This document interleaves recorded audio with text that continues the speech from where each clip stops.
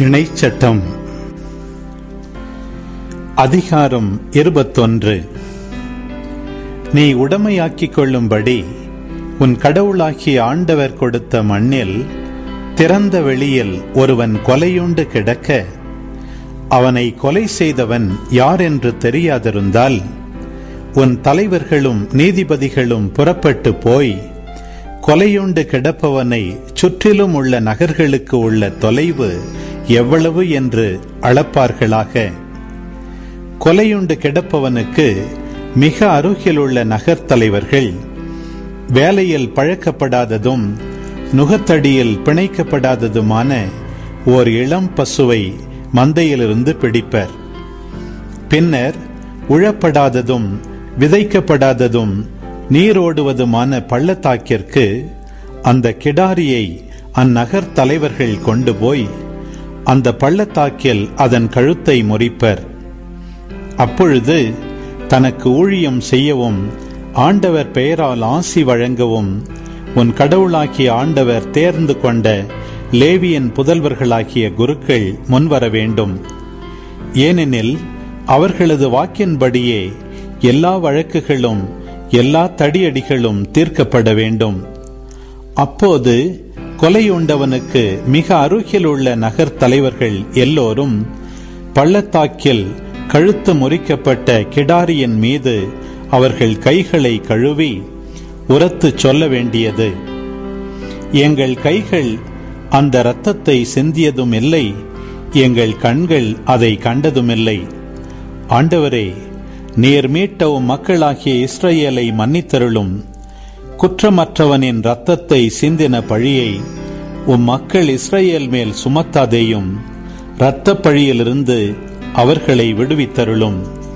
இவ்வாறு குற்றமற்றவனின் இரத்தத்தை சிந்தின பழியை உன்னிடமிருந்து நீக்கிவிடுவாய்.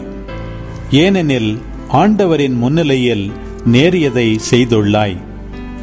உன் பகைவர்களுக்கு எதிராக போர் புரிய போகையில் உன் கடவுளாகிய ஆண்டவர் அவர்களை உன் கையில் ஒப்படைப்பார். நீ அவர்களை சிறைப்பிடிப்பாய்.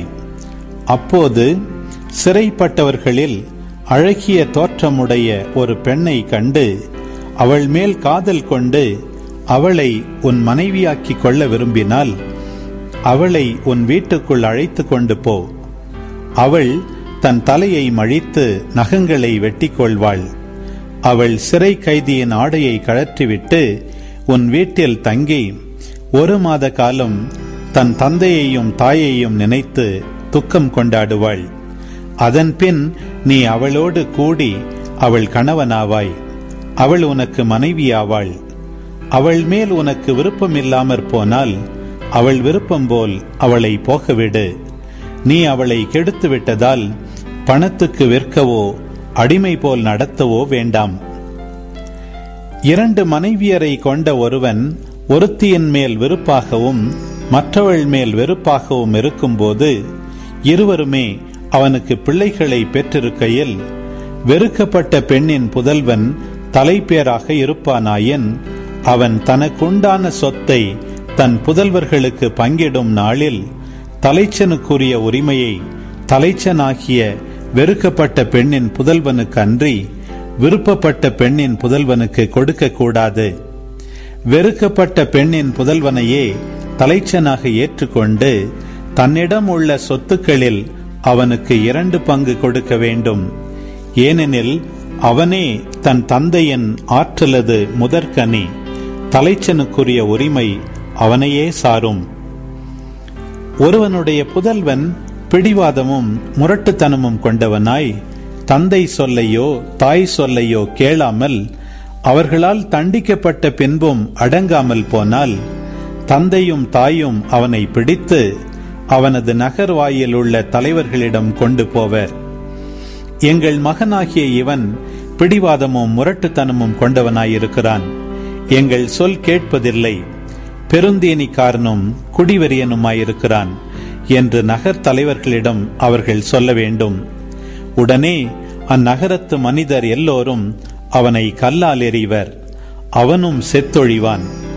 இவ்வாறு உன்னிடமிருந்து தீமையை அகற்று. அதை கேட்டு இஸ்ரவேலர் எல்லோரும் அஞ்சுவர். சாவுக்கு ஏதுவான பாவம் செய்த மனிதன் சாகடிக்கப்பட்ட பின் அவனது பிணத்தை ஒரு மரத்திலே தொங்கவிடு. ஆனால் அவன் பிணம் இரவில் மரத்தில் தொங்கக்கூடாது. அவனை நீ அன்றே அடக்கம் செய்ய வேண்டும். ஏனெனில் தொங்கவிடப்பட்டவன் கடவுளால் சபிக்கப்பட்டவன். நீயோ உன் கடவுளாகிய ஆண்டவர் உனக்கு உரிமை சொத்தாக கொடுக்கும் நாட்டை தீட்டுப்படுத்தாதே. அன்பு உறவுகளே, இது உங்களுக்கான நேரம். இக்காணொளியில் ஒலி ஒளி வடிவில் இணைச்சட்டம் 21ஆம் அதிகாரத்தை முழுமையாக பார்த்தும் கேட்டும் ஜெபித்தும் இருப்பீர்கள். இன்றைய இறை வார்த்தையின் அடிப்படையிலான கேள்வி: உன் பகைவர்களுக்கு எதிராக போர் புரியப் போகையில் உன் கடவுளாகிய ஆண்டவர் அவர்களை உன் கையில் ஒப்படைப்பார். நீ அவர்களை என்ன செய்வாய்? பதில்களை கமெண்ட்ஸில் பதிவு செய்யவும். இது போன்ற வீடியோக்களை தொடர்ந்து காண இந்த வலைதளத்தை சப்ஸ்கிரைப் செய்யவும். மேலும் லைக் கொடுத்து எங்களை ஊக்கப்படுத்தவும். இப்பதிவுகளை மற்றவரோடு பகிர்ந்து ஷேர் செய்து நாளும் திருவிவிலியத்தின் ஒரு அதிகாரத்தை வாசிக்கவும், கேட்கவும், பார்க்கவும் நீங்கள் உதவிடலாம். மீண்டும் அடுத்த காணொளியில் சந்திப்போம். இந்த நாள் இனிய நாளாய் அமையட்டும். இறைவன் உங்களை